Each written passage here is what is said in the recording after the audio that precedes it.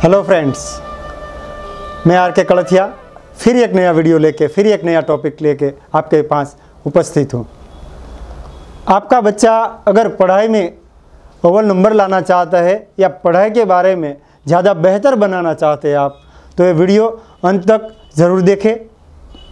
तो my dear friends, मैं बताना चाहूँगा कि ना तो मैं एजुकेशन फील्ड से जुड़ा हुआ हूँ, ना तो मैं ज़्यादा पढ़ा लिखा हूँ, लेकिन दोस्त मैं एक कलाकार हूँ, मैं एक आर्टिस्ट हूँ और नया नया इनोवेशन करता हूँ। लेकिन पिछले कुछ सालों से मेरा अनुभव रहा है और 1-2 साल से मैं काउंसलिंग भी कर रहा हूँ।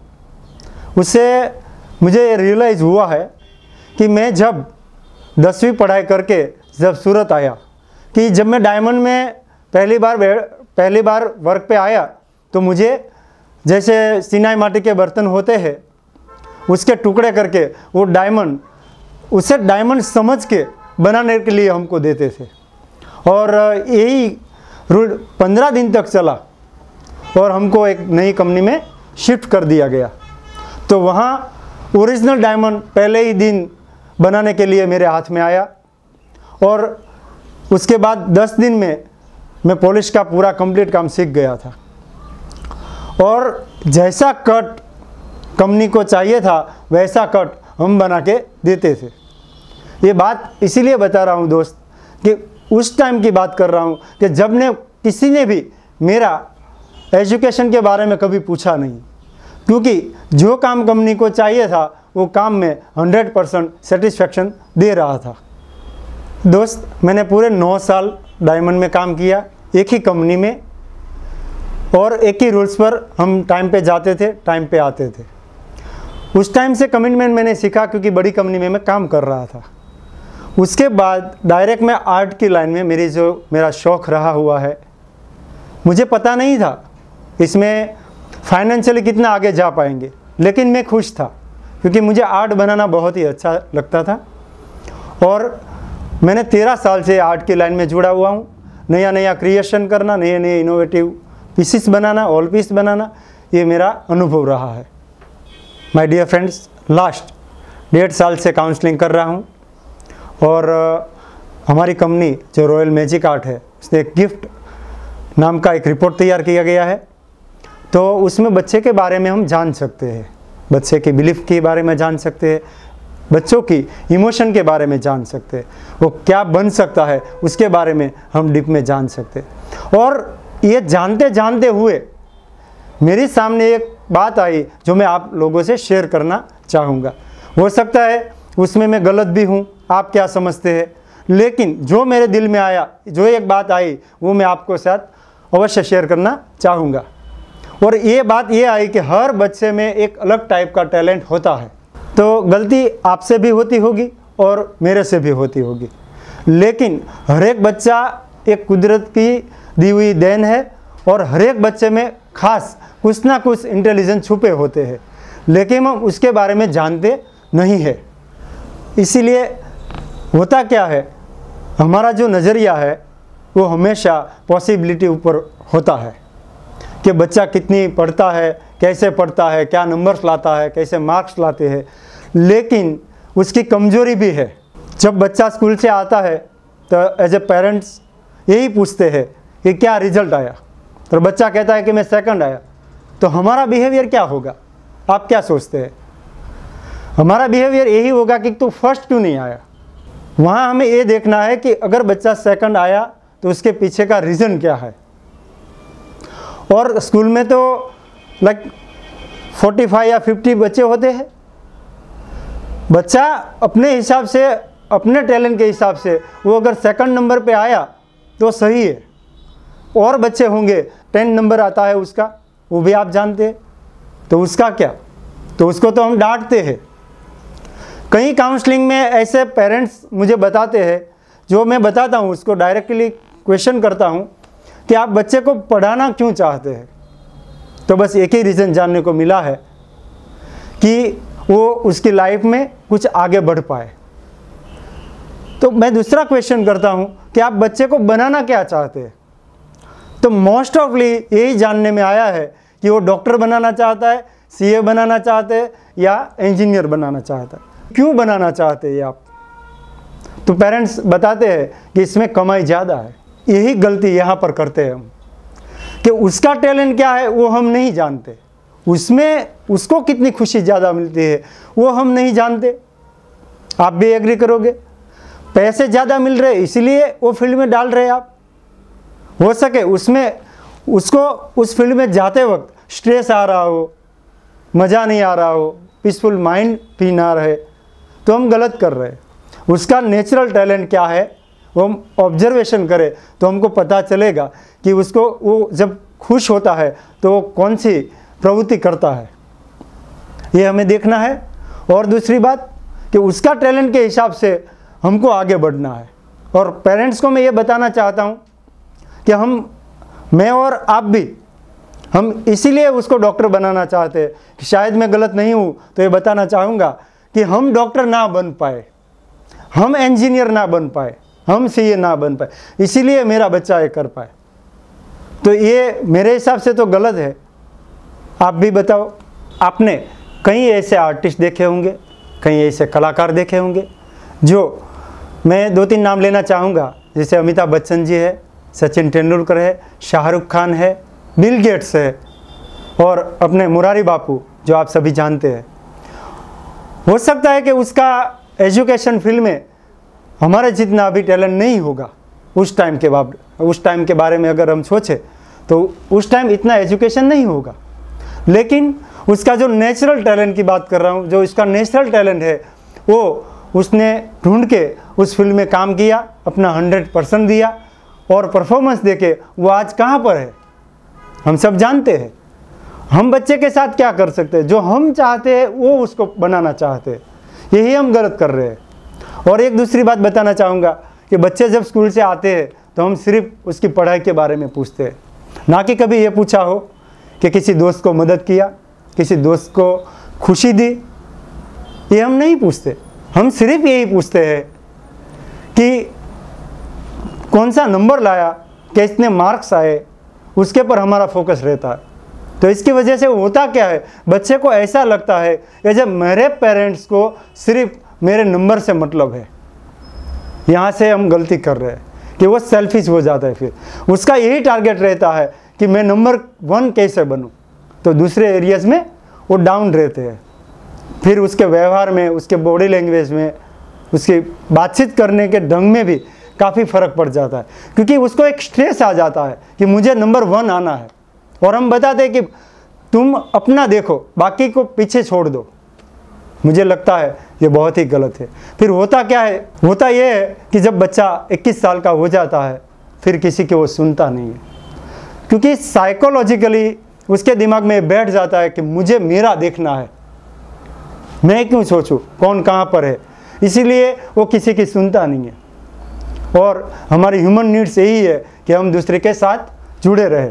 और आपने कहीं ऐसे सक्सेसफुल व्यक्ति भी देखे होंगे जो डॉक्टर्स है, सीए है, इंजीनियर है, और कई फील्ड ऐसे होते हैं जिसमें वो नंबर 1 लाके यहाँ पर पहुँचे हैं, लेकिन क्या वो हैप्पीनेस या पीसफुल माइंड है? स्ट्रेस तो उसको भी आ रहा होगा, क्योंकि कहीं ना कहीं हम पैसे के लिए डिग्री पाते हैं और उस फील्ड में आ जाते हैं, लेकिन नेचुरल टैलेंट नहीं होने के बावजूद ये गलती कर रहे होते हैं। तो आज हर एक फील्ड में कंपटीशन तो है ही। अगर आप डॉक्टर का फील्ड देख लो, अगर इंजीनियर का देख लो, आप कोई भी फील्ड देख लो। मैं ऐसा नहीं कह रहा हूँ पढ़ाई नहीं करनी चाहिए या एजुकेशन के मैं खिलाफ नहीं हूँ, एजुकेशन चाहिए, लेकिन थोड़ा प्रैक्टिकल होना बहुत ज़रूरी है। अगर मेरी बात करूँ तो मैं अगर कुछ सीखना होता है ना तो कैसे भी करके वो सीख लेता हूँ, प्रैक्टिकल करके। अगर मैं कुछ थियरी पढ़ूँ और प्रैक्टिकल मुझे ना भी आता हो तो मैं नहीं कर पाऊँगा, इसीलिए थोड़ा प्रैक्टिकल होना भी ज़रूरी है। My dear friends, art exhibition Bombay में जब गया तब मेरी चीज़ मैंने सामने रखी तो मुझे एक ही क्वेश्चन किया गया कि आपने आर्ट में कहाँ तक पढ़ाई की है। तब मैंने बताया मैं 10th तक पढ़ा हुआ हूँ, लेकिन जो आर्ट मैंने किया है मैं अपना 100% देता हूँ ताकि मैं ये चीज़ बना पाता हूँ। मेरा प्रैक्टिकल अनुभव पढ़े लिखे लोगों से ज़्यादा रहता है, क्योंकि हर कोई चीज़ स्टार्टिंग से बनाने तक जब तक पूरी होती है तब तक मेरा इन्वॉल्वमेंट उसमें रहता है। और ये सेल्फिश के बारे में हम बात कर रहे थे, तो ये बताना चाहूँगा, जब आप सोसाइटी पूरी देखो, आप कोई भी फील्ड में देखो, कंपटीशन ज़्यादा है, क्योंकि बच्चे को पहले से ही यही पढ़ाया हमने कि तुम आगे रहो और लोगों को पीछे छोड़ दो। आज हुआ क्या है, कोई किसी के प्रॉब्लम्स में कोई इंटरेस्ट नहीं ले रहा है। आप भी देखते हैं कि हमारा जब तक नहीं होता तब तक हम दूसरे का नहीं करते, सही है। तो अब हमें करना क्या है, जब पेरेंट्स, मैं बताना चाहूँगा कि आज के तौर पे जब बच्चा छोटा हो, स्कूल से आ रहा हो, तो तब हम उसको मार्क्स के बारे में ना पूछे, कौन से नंबर लाया उसके बारे में ना पूछे। ये पूछे कि किसी की दोस्त की मदद की, किसी की दोस्त को खुश किया, किसी दोस्त को हेल्प किया।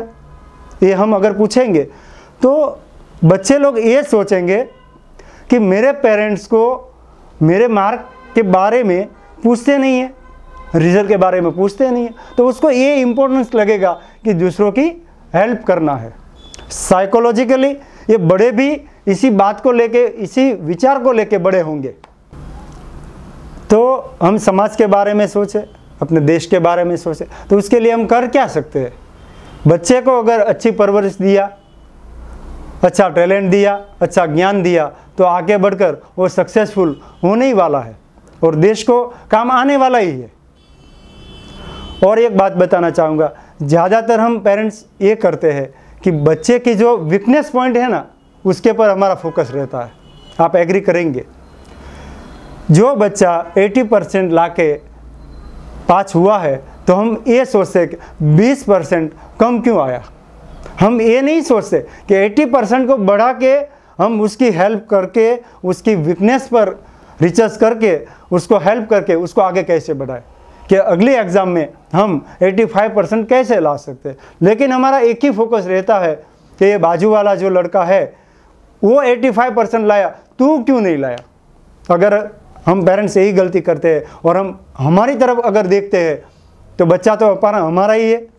अगर हम दूसरे लोगों से या दूसरे लोगों की तरह सक्सेसफुल क्यों नहीं है, कहीं ना कहीं यहाँ पे हम ये गलती कर रहे हैं कि बच्चे का टैलेंट, नेचुरल टैलेंट क्या है, अगर उसके बारे में हम जानें और उसी फील्ड में आगे बढ़े, तो हमें काफ़ी रिजल्ट मिल सकता है। और काफ़ी पेरेंट्स मैंने देखे हुए हैं कि सिर्फ एक ही बात के रटे हुए कि तुम मार्क्स लाओ। कहीं पेरेंट्स हेलीकॉप्टर जैसे होते हैं, जब बच्चा पढ़ रहा होता है तब ऊपर घूमते रहते हैं। कोई भी गलती बच्चे ने कर दी, सीधी पनिशमेंट। और हम एक दूसरी बात करूँगा, तो कहीं पेरेंट्स मक्खी जैसे होते हैं, जो बच्चे की वीकनेस पर ही फोकस करते हैं और उसको हर्ट करते हैं। बच्चा कोई भी फील्ड में, चाहे कोई भी विषय में अगर डाउन है, तो हमें ये देखना है कि उसका फोकस कहाँ पर है। हम अगर उसको, उसके इमोशन को समझेंगे। और यहाँ पर एक बात और बताना चाहूँगा, जैसे कोई बच्चा अगर टीवी देख रहा है, तारक मेहता देख रहा है या छोटा भीम देख रहा है, वो अगर देख रहा है, तो हम क्या करते हैं, हमारा जैसा एटीट्यूड है, हमारा जैसा इमोशन है, हमारा जैसा प्रेजेंट मूवमेंट होता है उसी टाइम का, उस बारे में हम क्या करते हैं, बिहेवियर हम ऐसा ही करते हैं। हमारे टेंशन को लेके हम बच्चे के साथ यही बिहेवियर करते हैं। हम क्या करते हैं, उसका रिमोट ले लेते हैं और उसको पनिशमेंट करके पढ़ाई के लिए बिठा देते हैं। माय डियर फ्रेंड्स, मैं बताना चाहूँगा कि यहाँ पर एक गलती करते हैं कि जब वो प्रेजेंट मोमेंट में नहीं है, पीसफुल माइंड में नहीं है, अगर बच्चा पढ़ रहा है, तो क्या आप सही है, आपको लगता है कि वो याद रख पाएगा। हम बच्चे को एडवांस में बोल दें कि बच्चे, ये तारक मेहता का उल्टा चश्मा देख के आपको पढ़ने के लिए बैठना है, ताकि वो अपने माइंड में प्रिपरेशन करेगा कि मुझे 9 बजे राइट पढ़ने के लिए बैठना है। तो मुझे लगता है कि ज़्यादा बेटर पढ़ पाएगा, क्योंकि जब आप रिमोट ले लेते हैं तो इमोशन को काटते हैं, उसको वो पसंद है, तो उसको लगेगा कि मेरे पेरेंट्स को मेरी पढ़ाई के बारे में इसीलिए इंटरेस्ट है कि मैं कुछ आगे बढ़ पाऊँ, मैं उसके सपने पूरे कर पाऊँ। जब आप इमोशन नहीं काटेंगे ना, तो बच्चे एग्जैक्टली पढ़ने के लिए बैठ जाएंगे और रिजल्ट भी काफ़ी अच्छा आएगा।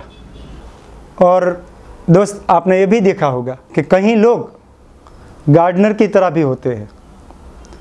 तो बच्चा है ना, एक फूल की तरह है, उसकी देखभाल कैसे करना है बहुत अच्छी तरह से करते, उसकी हर छोटी बड़ी गलती माफ़ कर देते। यहाँ हम एक बात भूल रहे हैं कि जब बच्चे गलती कर रहे हैं तो हम पनिशमेंट देते हैं। होता क्या है, बैक ऑफ द माइंड बच्चा ये सोचता है कि गलती छुपाने के लिए सोचेगा कि अगली बार पनिशमेंट ना मिले, इसीलिए कोई भी गलती की हो वो छुपाने की कोशिश करेगा, या तो वो सहन कर लेगा, जो आप पनिशमेंट दोगे ना वो सहन कर लेगा, कि बच्चा ये सोचेगा अगर मैंने एक गलती की है ना तो इतना पनिशमेंट मुझे मेरे पेरेंट्स करेंगे। तो बच्चा ये सोचता है कि गलती करने से ज़्यादा क्या होगा, पनिशमेंट ही तो मिलेगी, उसमें चेंज नहीं आएगा। अगर चेंज लाना है तो अगर बच्चे ने कुछ भी तोड़ दिया घर में, या क्या शीशे की बर्नी तोड़ दी, तो हमें क्या करना है, उसको हेल्प करना है। चल बेटे हम साथ में साफ कर लेते हैं। तो बच्चे को ये रियलाइज़ होगा कि मेरे पेरेंट्स मुझे कितने चाहते हैं, मेरी गलती माफ़ कर दी, यानी कि दूसरी बार वो गलती नहीं करेगा, और अगर करेगा तो पहले अपने पेरेंट्स को बता देगा। तो हमें ये ध्यान रखना है, बच्चे की छोटी छोटी गलतियों को माफ़ करना है और उसको उसकी वीकनेस पॉइंट में हमें हेल्प करना है, ताकि हम उसका अच्छा इम्प्रूव ला सके। और एक बात, कई बार भी हम कुछ चीज़ रखते हैं, वॉलेट रख देते, चाबी रख देते, पेन रख दे, हमको मालूम होता है कि हमने यहाँ पर रखा है, लेकिन हमको दिखाई नहीं दे रहा। क्यों दोस्तों? क्योंकि हमारा जो प्रेजेंस ऑफ माइंड है वो कहीं और चीज़ के बारे में सोच रहा होता है, इसीलिए हम देख रहे हैं, सामने है, फिर भी हम उसको ले नहीं पा रहे। तो इसी बात को अगर हम पढ़ाई में डाइवर्ट करें तो यही होता है कि बच्चा जब प्रेजेंट मोमेंट में हो और पीसफुल माइंड हो, रिलैक्स हो, तब जो भी पढ़ाई करेगा वो उसको इजीली याद रह जाएगा। और अब लास्ट में मैं यही कहना चाहूँगा कि हम बच्चे को हेल्प करें, ना कि उस कमियों में ध्यान दें। अगर आप कमियों पे ध्यान देंगे तो बच्चे को लगेगा कि मेरे पेरेंट्स को मेरे साथ कोई इमोशन तो है ही नहीं, सिर्फ मेरी पढ़ाई के बारे में सोचते हैं, तो ये गलती हमें नहीं करनी है।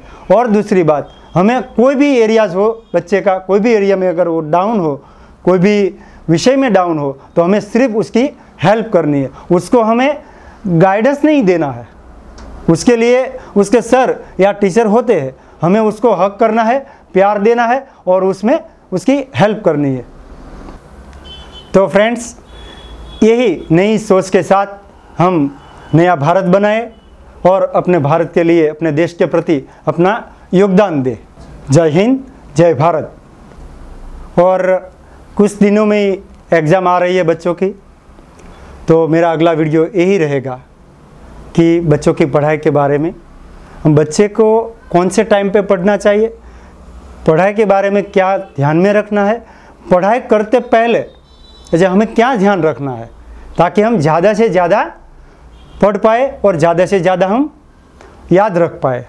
और बच्चों की रिकॉलिंग पावर, जैसे कई बच्चे क्वेश्चन करते हैं कि लास्ट टाइम पे नहीं याद आता, तो जो रिकॉल पावर है वो हम कैसे बढ़ाए, और पूरा जो कोर्स है उसको किस तरह हम डिवाइड करके पढ़े तो हमको जल्दी याद रहेगा। और ये हमारी शुरुआत है दोस्तों, ऐसे पढ़ाई के बारे में और वीडियो लाते रहेंगे। और अगर ये वीडियो देखना आप पसंद करते हैं तो प्लीज़ लाइक करें, शेयर करें और हमारी चैनल को सब्सक्राइब कर दें। और अगर पढ़ाई के रिगार्डिंग आपका कोई क्वेश्चन है तो कमेंट बॉक्स में ज़रूर लिखें, ताकि हम उसके बारे में रिसर्च करके नए वीडियोस ला सकें। Thank you very much friends, मिलते हैं अगले वीडियो में।